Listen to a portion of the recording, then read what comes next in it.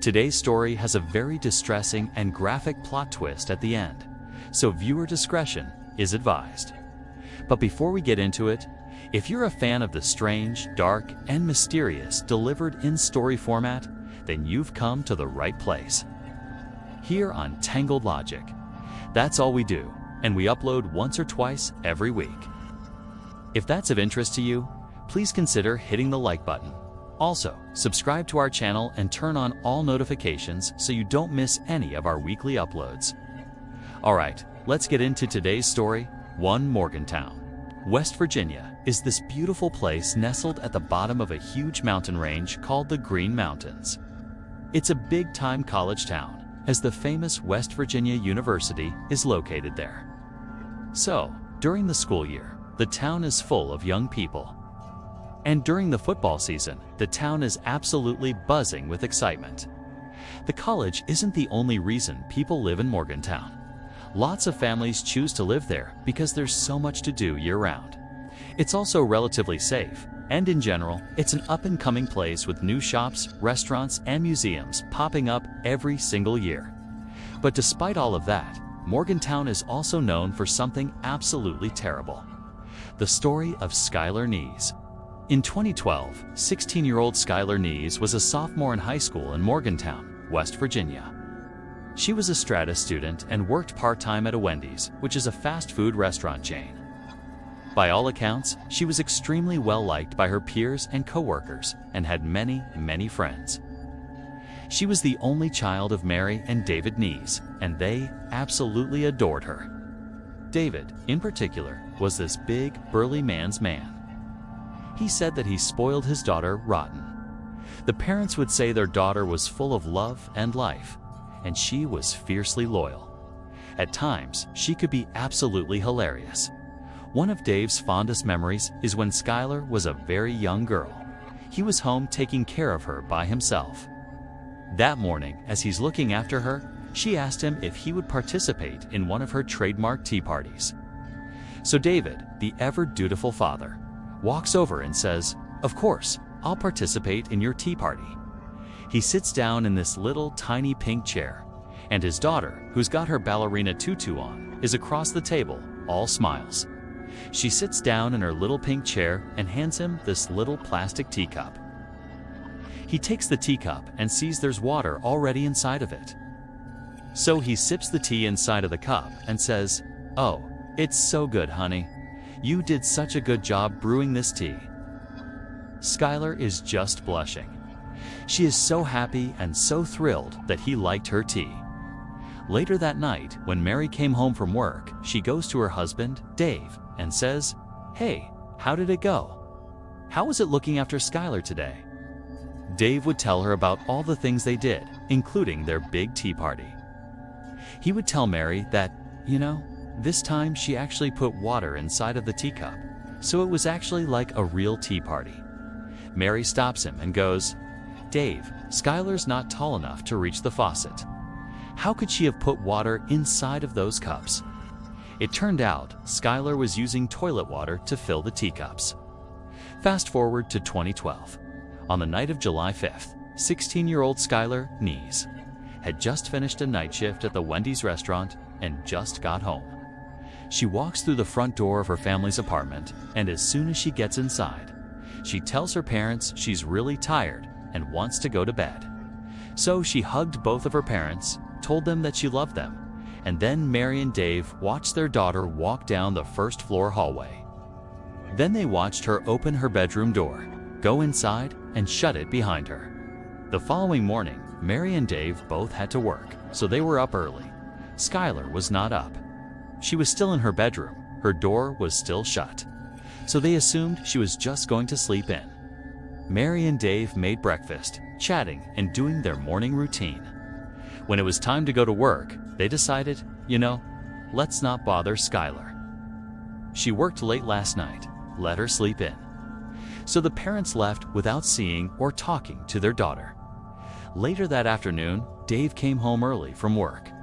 He gets to the apartment, goes inside, and it's quiet. Mary was still at work, but Skylar, at this point, really should not have been asleep. It's like 2 or 3 o'clock in the afternoon.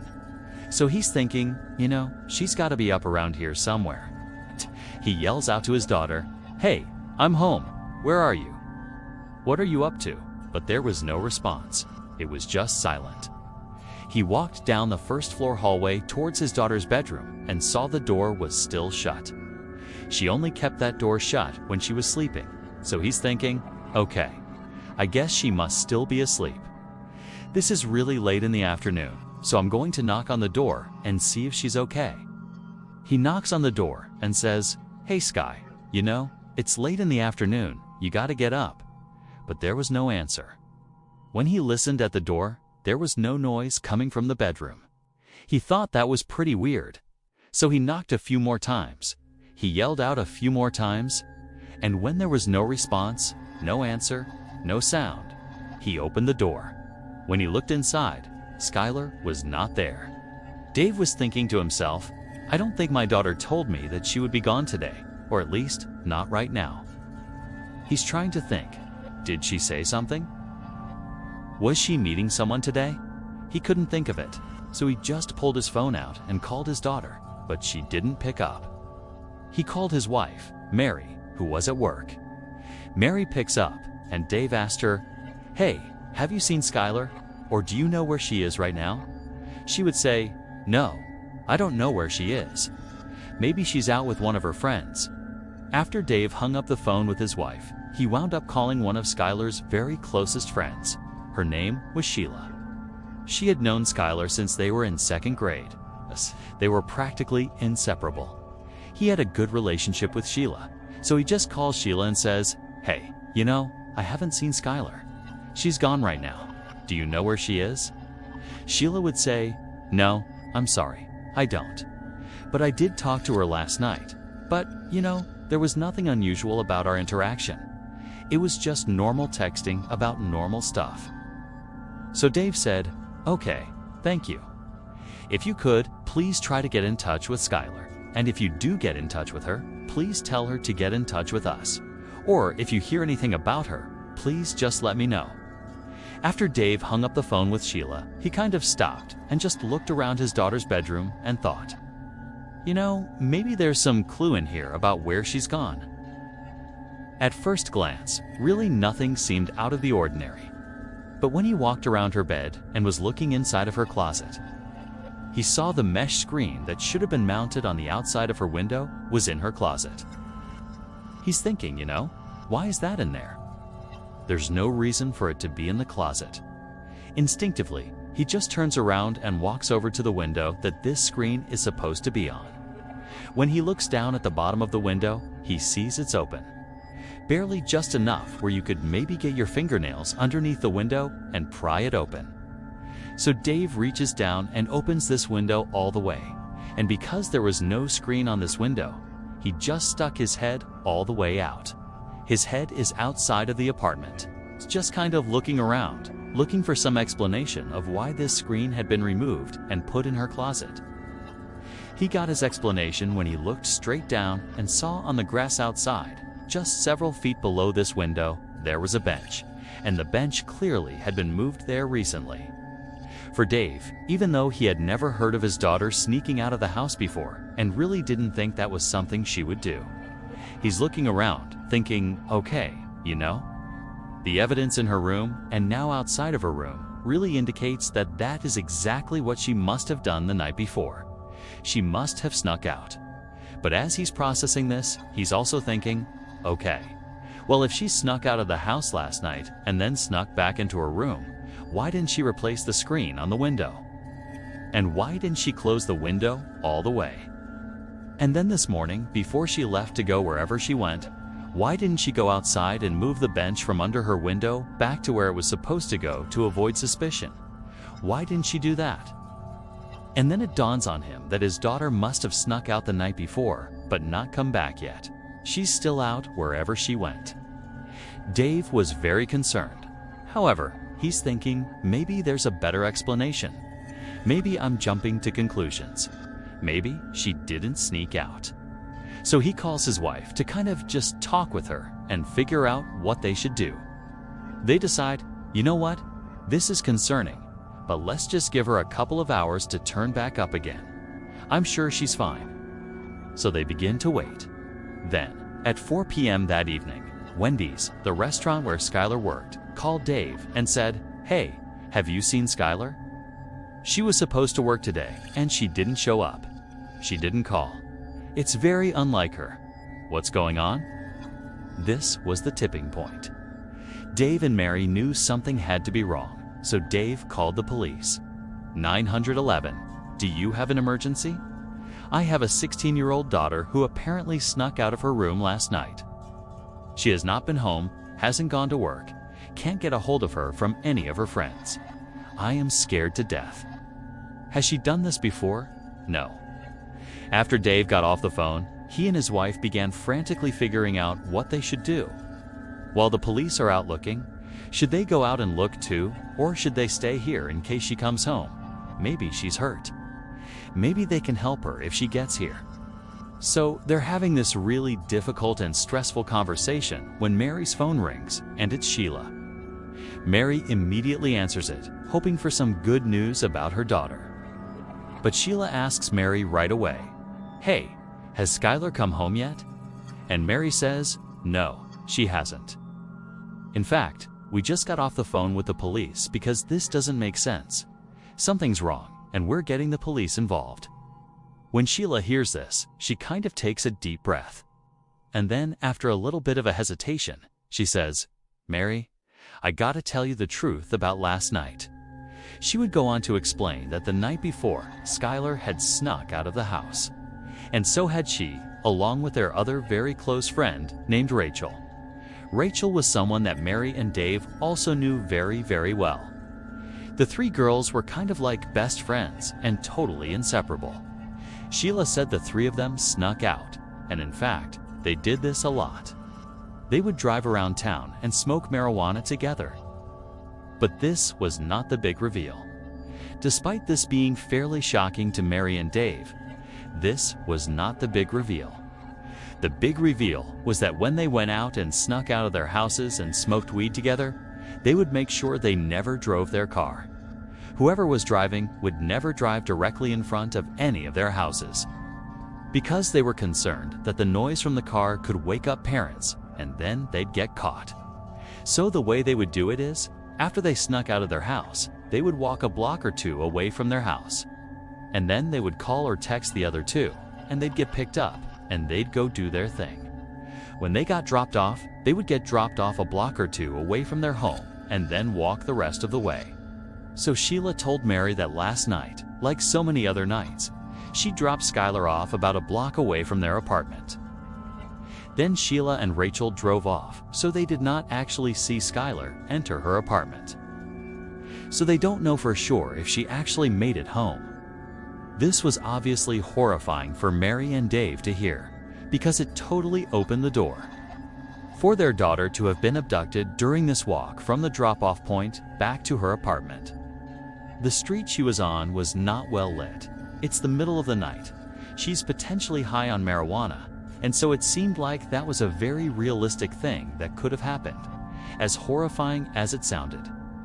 After Mary got off the phone with Sheila, she called the police and updated them about what Sheila had told her. Then Mary and Dave met up with Sheila and Sheila's mother and began searching the immediate area around their apartment in hopes that maybe she fell somewhere and she's trapped and she just needs to be picked up or helped in some way. But after searching for several hours and knocking on dozens and dozens of doors, nobody saw anything, nobody knew anything. There was no sign of Skylar. As this group is totally down, they don't know what to do. They feel totally helpless. They know the police are out looking for Skylar, but they want to do something, and they just don't know what to do. That's when Mary remembers there is a security camera on the outside of their apartment building that is looking down at the road. So right away, the four of them literally run back to the apartment building. They go inside, they find the security manager. They explain the situation, and sure enough, he pulls up the footage from the night before. The footage they see doesn't make sense. Sheila had dropped Skylar off on that corner, kind of out of view of the camera, at around midnight. But at 12:30, so 30 minutes after she's been dropped off. You see this unknown, kind of generically car pull up right in front of the apartment complex. Then Skylar comes running across the lawn, goes right up to the car, opens the back door, hops in the back seat, shuts it, and the car drives off. Even though this did not solve the mystery of where their daughter was, because they had no idea what car this was, who was driving it, or where they were going. Mary and Dave still felt relieved. From their perspective, it seemed like their daughter had willingly got into this vehicle. Whoever it was, whatever they were doing, she had gotten in on purpose, which meant she probably was not being abducted, which was their big fear. Over the next couple of days, the police analyzed this footage and tried to get information about this car, but the footage was so grainy they couldn't do it. However, the police were telling Dave and Mary, "Hey guys, I'm sure Skylar is going to show up any day now." As much as you may not want to believe it that your daughter is capable of running away, it is fairly common for teens to do that. They'll run away, and then a couple days later, they'll pop back up. So I'm sure that's what's going on with Skylar. She chose to get in that car, and so I'm sure she will choose to get back in touch when she feels comfortable. A couple of days go by, and the parents haven't heard anything from their daughter. Then a couple of weeks go by, still nothing. Then a couple of months go by, still nothing. This is all despite the fact that there is a massive search happening, led by the police. And locals in Morgantown have put flyers up everywhere that have pictures of Skylar Neese's face everywhere in town and in neighboring towns. It was like you could not go 5 feet without being reminded that this girl is missing. Have you seen her? If you have, give us information. Despite the amount of publicity this case was getting, no one came forward with any meaningful information. It was like Skylar had just vanished, and no one had a clue what happened to her. Her parents were obviously devastated that they had no idea what happened to her. But they were kind of holding on to this idea that maybe she did run away, and maybe she will eventually be in touch with us. But by December of that year, so 6 months after Skylar had gone missing, no one had heard from her, no one had seen her, no one had any idea where she was. There were no new leads, and so people were starting to feel less and less optimistic, and the case was starting to kind of go cold. Then, on December 12th, something totally unexpected happened that changed everything. On that night, Rachel, the other friend who had been there with Sheila and with Skylar on the night that Skylar had vanished, she has a full-blown nervous breakdown. In fact, it's so bad that she's screaming and running around and she's punching her family members. And her mom actually calls the police on her.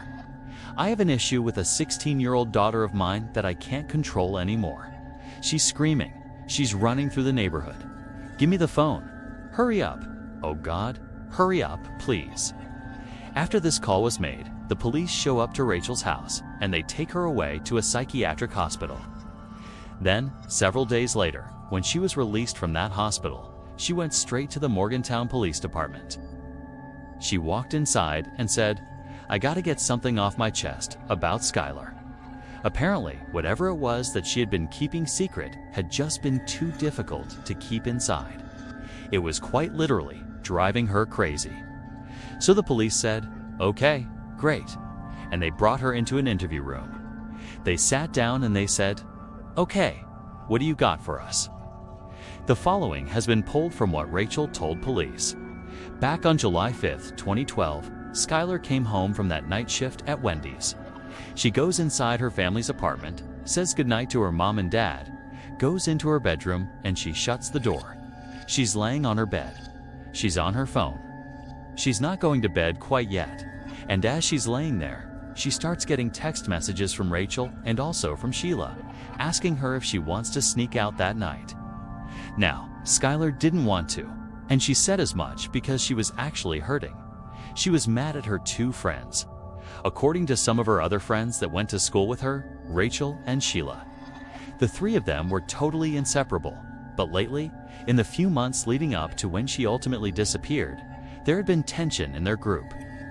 It seemed like Sheila and Rachel were getting very, very close and kind of pushing Skylar away, and Skylar was starting to pick up on it.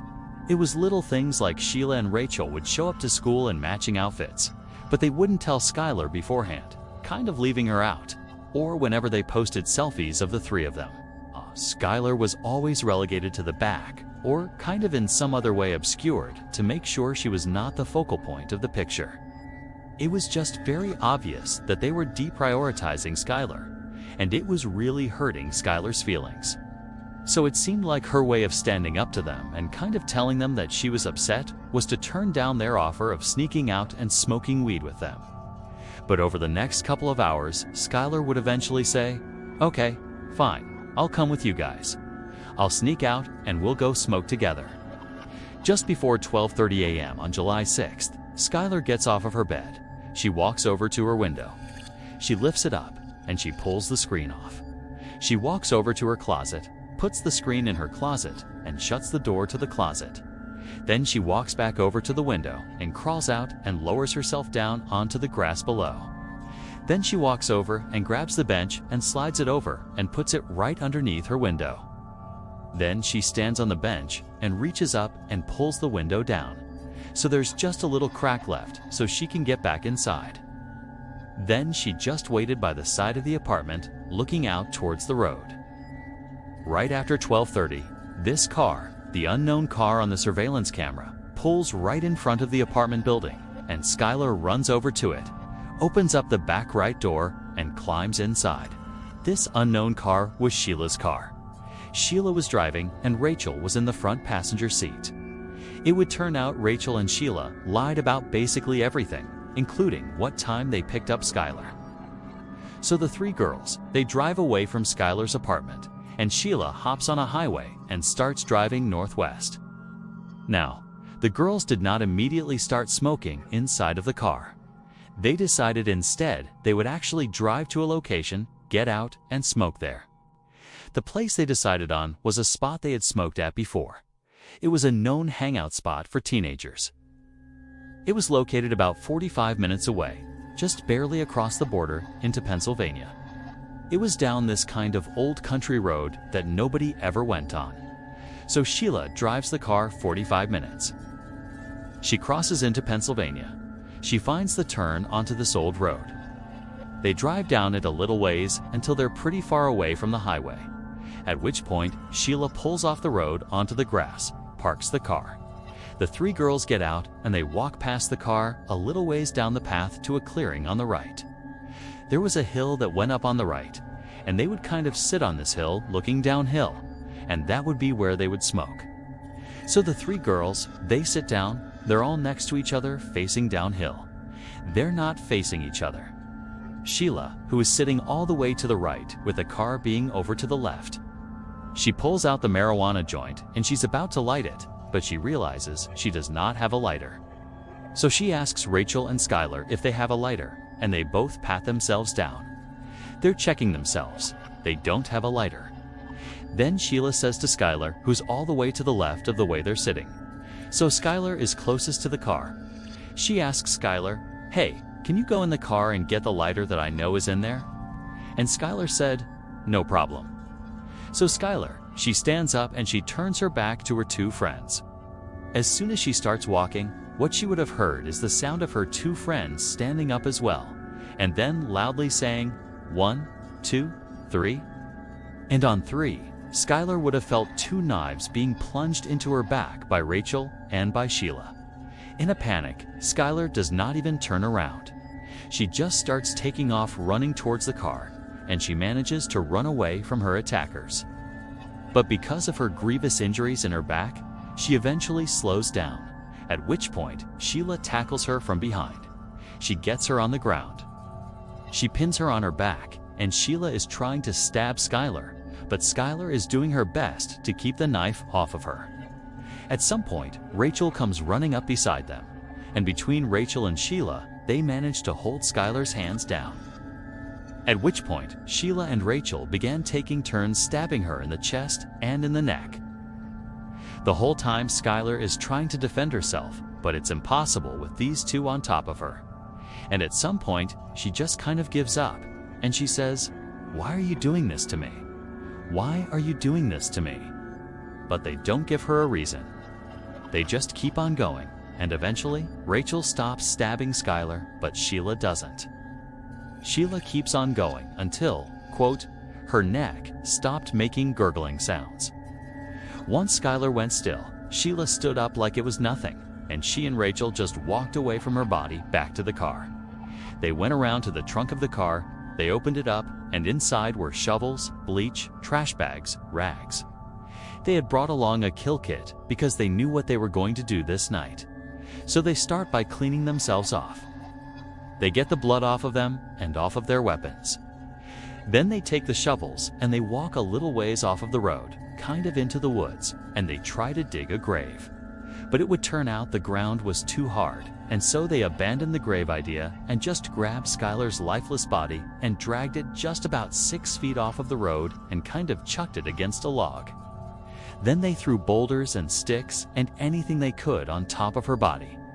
They don't know if she's still alive at this point, so they're potentially dealing the fatal blow with these rocks and logs. They cover her up until she's totally obscured. Then the two girls just walk back up. They grab their shovels, they grab their rags, their bleach, they put it back in the trunk. They hop in their car and they drive away. It would turn out Rachel and Sheila had been planning this for months. The reason they didn't like Skylar anymore, and apparently it wasn't enough to just be mean to her and not include her in things, they actually needed to kill her.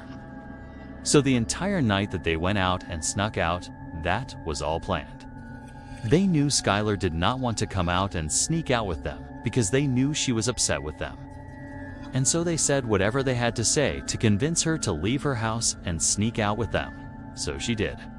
She snuck out, and when she got in that car, Sheila and Rachel had their knives already in their front pocket of their sweatshirt, ready to go. On their ride to the spot in Pennsylvania, Sheila and Rachel acted like, oh, let's just go to this spot and smoke, when in reality, this was planned too. They wanted to make sure they were far away from Morgantown when they killed Skylar.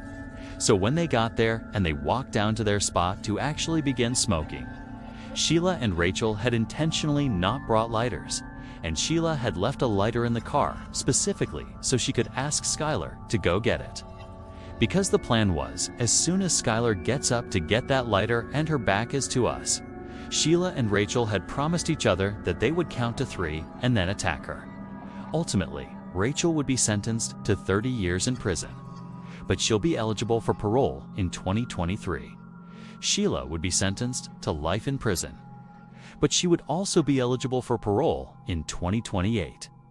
During their trials, Rachel was very remorseful and even gave an apology to Skylar's parents during the sentencing phase.